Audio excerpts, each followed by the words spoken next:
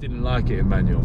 You didn't? Nah. My dream car is, I had an R8 and I wrapped it in chrome blue. Oh, sick. Gonna be honest, I think I'm gonna change this. I think the G63 just looks cool. It's sick, yeah. You look like a proper boss in that. Yeah, I like it. And you fit in it. So I fit in it. Hey, froze. Yeah, they don't really got the sauce. They ain't really like the boss. They the ones that get the loss. Yeah. Hey. Hey guys, welcome back to another episode on Petrolheadonism channel. We're back at AMT Auto for a new series, which is Living With. Today we're here with Dan Osborne, that man off the telly. Dan, how you doing? I'm good, thank Wicked. you. Wicked. You recently bought a car from AMT. I did, yeah. We are here at AMT, my first car from AMT. Wicked. But you know Simon from way back? I know Simon from about 9 years ago, yeah. Cool, man. And so right here we're with the DB11, which is a bonkers supercar. Have you owned a supercar before? Yeah, I've had a few R8s. I don't know why I went for the same one every time. Oh, right, okay. I've had a few R8s, and yeah, this is the first Aston Martin I've ever had. So serial R8 owner, German brand, gone into a British brand. We're going to find out what it's like to live with a DB11 with Dan Osborne. Let's go out for a drive. Let's do it. Nice. Hey, it's a fraud, get him out of here. Said he bought it, but I doubt it. Make some money, yeah, I'm proud of you. Stack it up, yeah, I'm proud of you.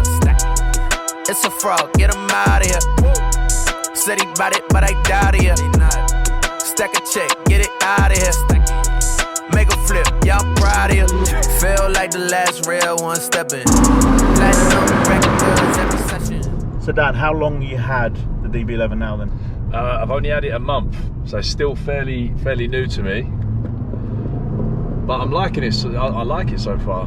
It's got the height. You've been talking about like Lambos and like the height restrictions in those. Yeah, so I've looked in quite a few different cars, and there's not many that I can sit comfortably because I'm just over 6'4". So this does, obviously I have to have the seat as low as it can go, but sure.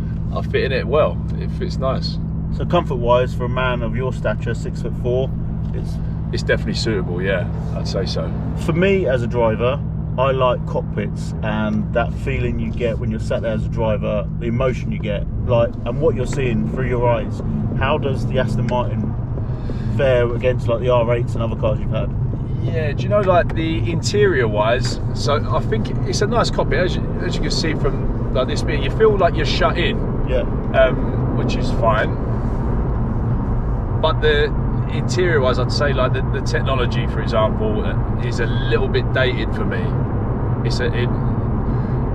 I've just had an RSQ8, so going from an RSQ8 that's got all the latest technology and looks the part inside, this feels a little bit dated to me. You've got kids. This has got 3 seats. Have you taken them all out of this? I have taken them all out, and they all fit good. Oh, so it is all right. I know it don't look like there's much, but no, it's not adult space in the back. It's not really. My little brother, he's quite short, but he fit in the back. But he had to sit in the back that side because obviously I have to make my seat quite far back. Here's a question for you. So you're a serial car owner, and you've had some really tasty cars. For me, the measure is when you walk away after you filled it up at a petrol station, do you look back at it and think, like, wow, that wow feeling? Yeah, do you know what? I do look at it and think it looks lovely, it looks smart, but I'm not going to lie, there is something missing for me. Okay. So that's why I've only had it a month, and I am probably going to change it for the G63, and I know they're completely different cars, but I love it, and when I look at it outside, I think it's amazing. But obviously, when you're driving a car, you're inside. So for me, I like the latest technology. I like the nice big touch screens and stuff, and obviously this hasn't got it. So I think that might be what it is. I think it's the interior, because outside this car looks beautiful. Yeah. If you could go buy any car right now, what would it be? So my dream car is Lamborghini Aventador SVJ. That's the dream. Nice. If I had a lot of money. But then I've sat in a Lamborghini Aventador and I don't really fit. So you want the SVJ Roadster on a nice hot day, basically? Yeah, that'd be perfect. It's gonna be honest, I think I'm gonna change this to the G-Wagon. And so you're doing it again, you're going from a supercar to a 4x4.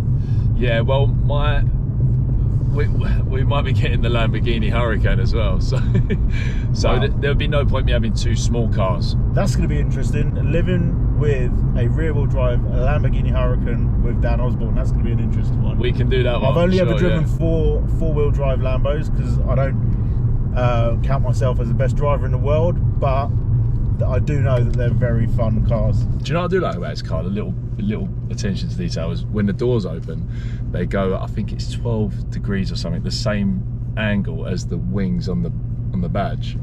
So it's the little things like that Little things that like that, I make think it what nice. it is. Yeah. Aston Martin DB11. Yeah. Not quite butterfly doors, but just slightly. It's not quite what you've got, no. It'll do for me. Right, we have switched seats. Chiro is out with Nemanja and I'm in with Dan. So, Chiro's kind of talked about how you feel with the car and everything. Let's go more into it. So, the speed. Now, I know this is a funny question. So, me doing supercar stuff, people always go like, oh, how fast do you go, or is it all about speed? So, for this car, did you buy it mainly for, maybe like for the family, like Chiro was saying, or was it because you knew this was a fast Aston, or how do you find this car as in speed-wise? Yeah, it's quick. Like even when you don't really mean to, you put your foot down a bit and it goes. Because it's rear-wheel drive and it's obviously winter time now. You have to be careful. I'm quite careful when I'm driving anyway, but we've got a family car already. My wife's got her car, which is a big car. Then we've got a V-Class with like the screens inside and all that. Yeah. And then I had the RSQ8, so we had 3 big cars. So for me, I was like, I just fancy something smaller. So funny you said, so comparing like the SUVs and all of the family cars, and I would imagine they're still got the high gear and everything. So from the speed perspective, how fast would you say it is compared to them, even like to 0 to 30 and everything? Would you say the DB11 still? This feels a lot quicker than the RSQ8. Yeah. Because they're still quick as well. Even quicker than my R8. I had the V10 one. Wow. It feels quicker. Okay. I don't know. Yeah. It was a little while ago that I drove it, but this feels rapid. Like when you put your foot down, it feels like. I mean, yeah, forgetting stats and everything, because to paper the R8 is probably faster. But that's interesting you're saying then. Yeah, this feels quick. And probably because I'm a little bit nervous with the old rear-wheel drive. So when you go, you have that little bit of like, be careful sort of popping in your head. But to be fair, even when it has wiggled a little bit, it sort of catches itself and it's fine. But what about the difference between you getting the V8, which is this one, comparing to the V12? Was it only because this one wasn't in stock, for example, or would you have gone for a V12, or the difference you're just not bothered about? They actually had them both in stock, but the V8 sounded a lot better, and I love the sound of a car. So for me, I think the V8 sounds the best. The colour of it as well, I quite like that this had the grey and black contrast. The V12 they had was all black. Yeah. Oh, like we were saying, this interior, I think the interior, it's awesome. I think this whole half and half, it's like two-tone, it's... Yeah, the red and black inside, I like that. Right, characteristics on looking at this, I mean, you driving around, I mean, let alone yourself, I bet people do recognise you, but do you get many people looking at the car, or is it, I don't know, Astons I find a funny one. Of course, Lamborghinis, or if Chiro's pulling up in his purple Lamborghini, you've got every dog and person looking at it. Yeah, absolutely, yeah. This kind of car, do you get many? It's sort of subtle. You find more, not old, but older men appreciate an Aston Martin, I think. Don't blame them, to be fair. Yeah, it looks lovely, and I mean, it caught my eye, and I'm not old, but it caught my eye, but I'm into cars, so I think for the, like you say, a Lamborghini would catch anyone's eye. Yeah. So there's a different type of car. This isn't like a proper eye-catching car. You've not got it in chrome gold. It's not a massive wing. You haven't got the biggest DMC or Nero kits on it. But I think if you're into your cars, you would look and think, that's a nice Aston Martin, but it's not like a... Yeah. Would you ever be one to go crazy in them kind of cars and put kits on them and wrap them crazy colours? I had an R8 and I wrapped it in chrome blue. Oh, sick. All right, so you have been down there. I've done it, I've done it. But I don't know, as I've got old, I kind of like I went through a stage of really liking satin and the trend of that. Matte black cars, everyone was going to. That's it. Going to London, every G-Wagon's matte black, or totally, but... Exactly. At least you've experienced the chrome bits then. I like that. I have experienced it, yeah. I had that, and then I had the new shape R8. I had that in like a satin cargo green. Oh, okay, there we're talking. Yeah, it was pretty cool. Yeah, that is sick.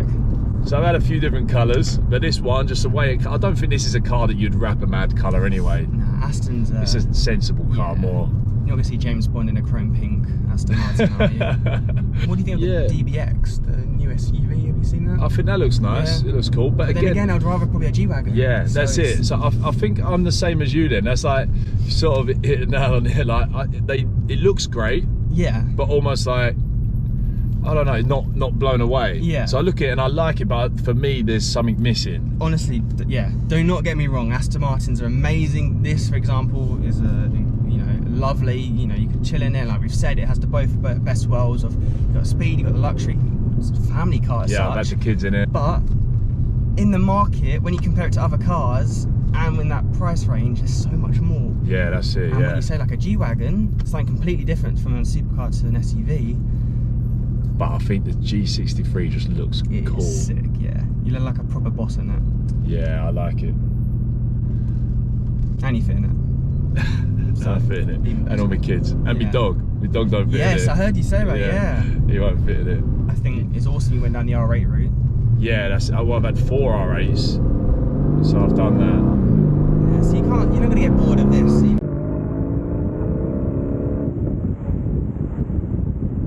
The V8 sounds awesome. It sounds great, yeah. 4 R8s though? I've had 4 R8s, yeah. Blimey, you didn't want to change that, you just kept going and going. Well, we were talking about this before, so I had the V8 one and that one went wrong, then I got the V10. Okay, so at least you've gone through... And then I had a V10 in, I had the V10 in manual. So I had a V10 in automatic, then I got the V10 in manual, but I didn't like it in manual. You didn't? Nah. Oh. It's like a proper crunch into gear manual. No worries, thank you, mate. It. No problem at all. So, hope you enjoyed the drive out with Dan in the DB11 with myself and Scoot. Got some amazing angles on the videography with that new 360 camera we've got. But Dan, the conclusion is over to you because you're living with the DB11. What's the conclusion? I mean, it obviously depends on your own situations, but with me having a family car, it's actually really, family car separate, it's actually nice to have as your own little toy because there's not loads of space in the back, but needs a little bit more modern technology inside, then it'd be spot on. It's a stunning car, not the type of car that you'd wrap chrome blue, and Scoot, I'm sure you've shown them the picture in the video, but it is a phenomenal machine. Piece of engineering, British made, Aston Martin DB11, and this has been Living with DB11 with Dan Osborne. Thanks, man. Thank you very much. Appreciate it. Thank you.